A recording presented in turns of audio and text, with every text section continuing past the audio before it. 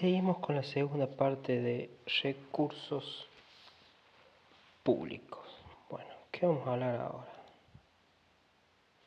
De la clasificación de los tributos. Tenemos una clasificación jurídica y una clasificación económica. La clasificación jurídica tenemos que los impuestos de manera jurídica se clasifican en impuestos, tasas y contribuciones especiales.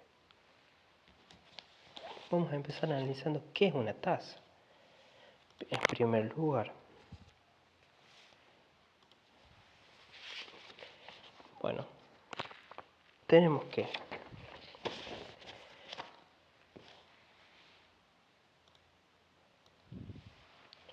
el hecho imponible en los impuestos no está vinculado a una actividad relativa al obligado del pago. En cambio, en las tasas sí. ¿Qué estamos diciendo? Que en los impuestos es una prestación exigida por el Estado a quienes se hallan en situaciones consideradas por la ley como hechos imponibles. El hecho imponible acá no está vinculado a una actividad del Estado relativa al obligado del pago, porque los impuestos recaerán sobre cada contribuyente sin tener en cuenta los beneficios individuales recibidos de la provisión de los bienes públicos financiados con esos impuestos. O sea, el impuesto lo vamos a pagar todo. O sea, no importa si recibimos bienes sociales, si no recibimos bienes, todos estamos obligados a pagar los impuestos. En cambio, en la tasa, acá el hecho imponible está vinculado a una actividad relacionada con aquel que debe pagar el tributo.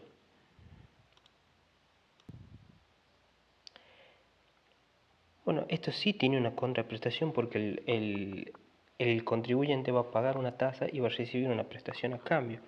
Por eso decimos que son coercitivas y graban un beneficio que disfruta cierta parte de la ciudad, como por ejemplo el alumbrado, barrido, limpieza, etc.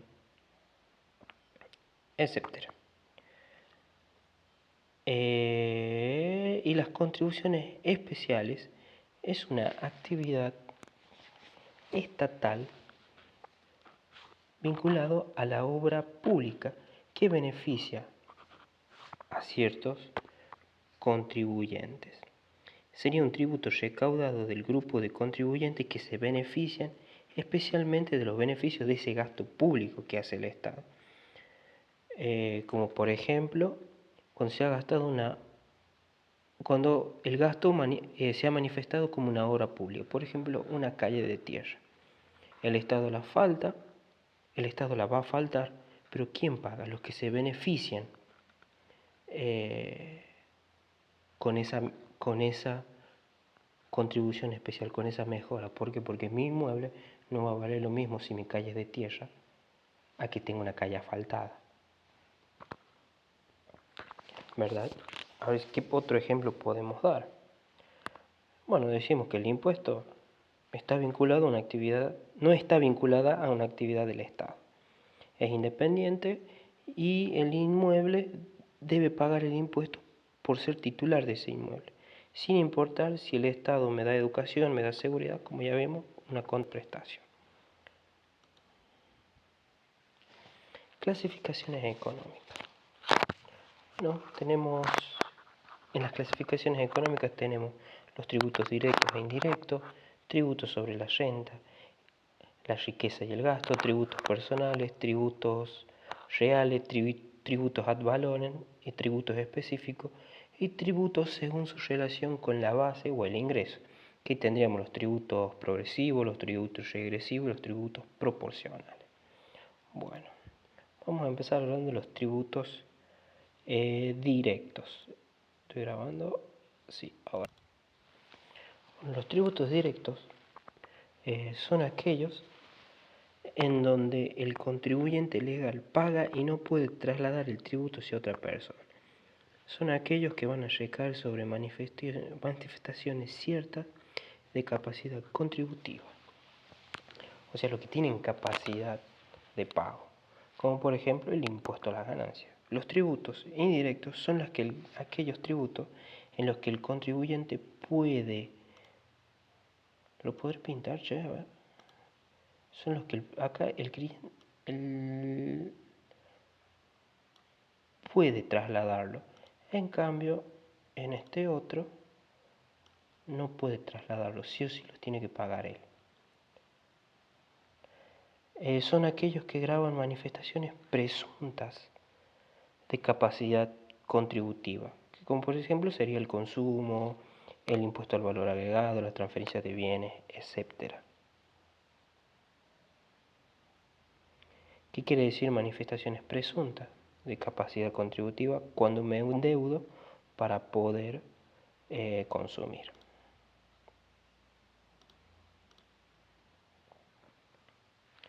Tributos a la renta, riqueza y al gasto. Bueno,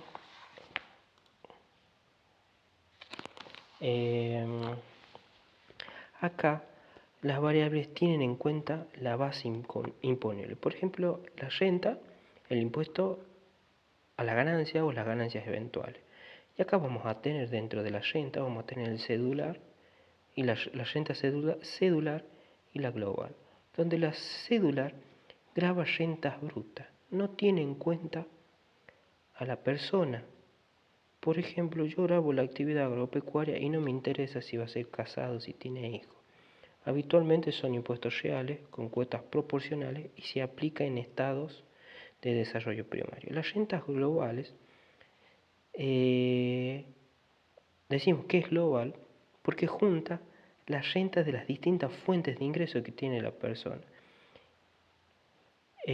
Como por ejemplo, cuando se declara impuesto a las ganancias se definen en rentas de primera categoría, alquileres, segunda categoría, colocaciones financieras, en la tercera actividad comercial, en la cuarta categoría trabajo personal. Obviamente son rentas ya deducidos los gastos necesarios para conservar y mantener esa fuente. Habitualmente estos impuestos son personales, son progresivos y son difíciles de trasladar la riqueza al patrimonio. Y tienden a castigar al capital improductivo. Ahora, con respecto al gasto, también hay formas parciales de captar los impuestos a la renta, como por ejemplo el caso del impuesto al gasto, que sería, es decir, cuando grava la renta consumida, como por ejemplo el impuesto al valor agregado. Después tenemos los tributos reales, que son aquellos que gravan el bien o el servicio sin tener en cuenta las consideraciones económicas o personales del contribuyente, que ese sería el caso del IVA. Son aquellos, son tributos reales, o sea, donde todos pagamos los mismos. O sea, por comprar una zapatilla, si yo voy y me compro una zapatilla Nike, que vale 10 pesos, dentro de esos 10 pesos está contado el IVA, que es el 21%. O sea, tanto yo, que tengo una renta de 10.000 pesos mensuales, como el que gana 100.000 pesos mensuales va a pagar lo mismo. Ahora, los tributos personales sí tienen en consideración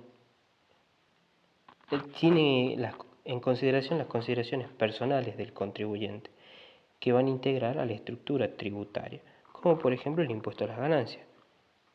Por ejemplo, en Argentina se deducen las cargas de la familia, porque no es lo mismo el impuesto que paga uno que es soltero que uno que está casado y con hijos. Tributos especiales y tributos ad valorem. Los tributos especiales vinculan una suma de dinero en relación a cada unidad física de la base imponible, por ejemplo, metros, kilos, litros, etc. Por ejemplo, en los vinos, por tantos litros, tantos pesos de impuestos me cobran. Acá en Argentina nos cobran tributos ad valorem, que son el tributo que surge por la aplicación de una alícuota sobre la base imponible, medida en unidades monetarias, como por ejemplo lo que sería el precio de mercado o el precio de costo. Por ejemplo, el IVA se aplica el 21% sobre el precio del bien, que al consumidor final lo que termina pagando es el precio más el IVA. Tributos en relación a la base imponible o el ingreso. Con la base imponible El análisis se realiza comparando su evolución contra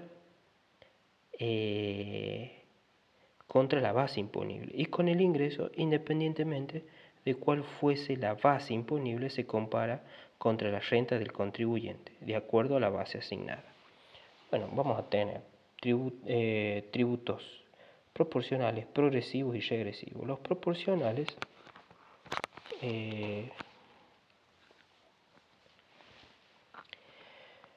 son aquellos cuyo monto cambia al cambiar la base imponible en una porción constante por aplicación de una alícuota. Por ejemplo, un impuesto que se cobra el 10% no es lo mismo de una base de 100 que la de 200, porque al aumentar la base imponible se termina aumentando el impuesto. Los progresivos son aquellos cuyo monto crece en forma más que proporcional que la base imponible por la aplicación de alícuotas crecientes. Y los regresivos son aquellos cuyo monto aumenta en forma menos que proporcional a la base imponible por aplicación de alícuotas decrecientes. No es usado este sistema impositivo porque, por ejemplo, si pago 100, pago 9 pesos de impuesto. Ahora, si gano 200, voy a pagar 8. En este caso, a medida que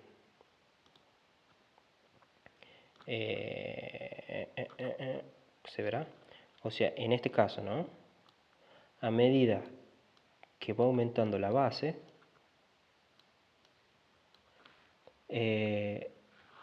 voy a pagar menos impuestos. Y este es un gravamen que no respeta el principio de la capacidad contributiva, que a medida que mayor ingreso tengo, más impuestos tengo que pagar. Acá no se contempla eso. Bueno, después tenemos los sistemas que habíamos dicho, que eran la progresividad global, la progresividad por escalones. Por ejemplo, la progresividad global, tenemos que una persona se graban los impuestos de una persona que tiene beneficio entre 0 y 3.500, va a pagar un tributo del 12% de su ingreso, de 3.501 a 7.000 un 15%, de 7.001 a 14.000 19%, y después más de 14.001 un 23%. Por ejemplo, vamos a decir que una base de 7.000, estamos acá, ¿cuánto de impuesto va a pagar? Va a pagar un 15%. Borrador. Va a pagar, sí, pésimo con las líneas todavía, un 15%. O sea que 7.000 por 15% me da un impuesto de, y sigo cosequeando la cosa. Ahí va. Voy a pagar un impuesto de 1.050 pesos. Ahora, si tomo la base de 7.000, vamos a hacerlo con otro colorcito, con este naranja, ¿no es cierto? 7.001 por el 19%, voy a terminar pagando 1.330 pesos de diferencia. ¿Qué pasó acá?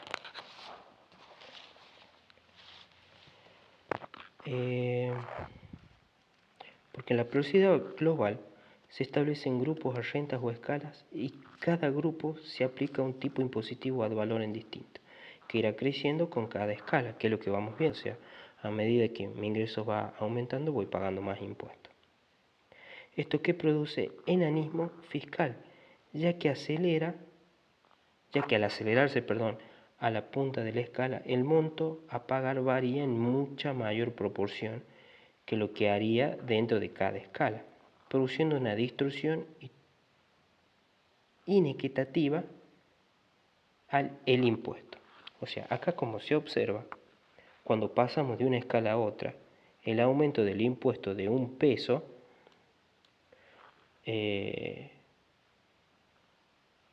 aumenta la base imponible, se termina pagando 500 pesos más, lo que desalienta a cambiar de escala, porque la el tipo marginal, que es la que indica el grado de progresividad que se escapa a valores muy altos.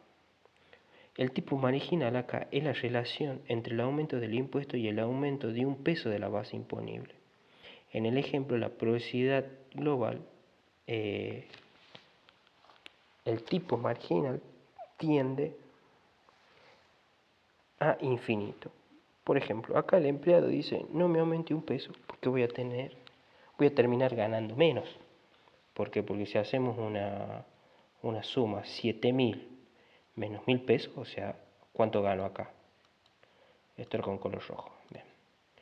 O sea, si a mí me quitan a este, termino teniendo 6.000 pesos. Ahora, en este otro caso, si tengo 7.001 menos 1.300, ¿cuánto voy a tener?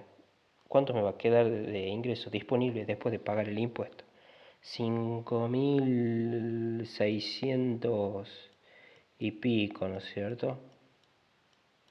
O sea, termino ganando menos si me aumentan, que eso es lo que tenía el concepto de la utilidad más. O sea, ¿cuánto grado de satisfacción me da incorporar una unidad más a mi ingreso? Que eso lo vimos en la unidad 1. Bueno, en la progresividad por escalones, acá se determina una serie de renta, una serie de escalones de renta, y se aplica un tipo de gravamen diferente para cada escalón de renta, con una combinación de cuota fija y cuotas valores. La combinación de cuota fija y sobre el excedente de la aplicación de la alícuota creciente soluciona el inconveniente que tiene el anterior sistema, y este ya es un sistema más equitativo. Tenemos lo mismo, ¿no? De 0 a 3.500 pago un 12%, de 3.501 a 7.000 15%, y de 7.001 a 14.000 pago un 19%. Bien, seguimos con el mismo ejemplo de la base imponible de 7.000, pero acá va por tramo, ¿no es cierto? Como tengo este dato, 3.500, los 3.500 lo voy a grabar al 12%, o sea, acá no tengo excedente. Bueno, ahora tengo que, si sumo otros 3.500 más, me voy a posicionar acá, entonces esos 3.500 van al 15%, que es el que está acá. Termino pagando 525 pesos, ¿verdad? Que en total de impuestos termino pagando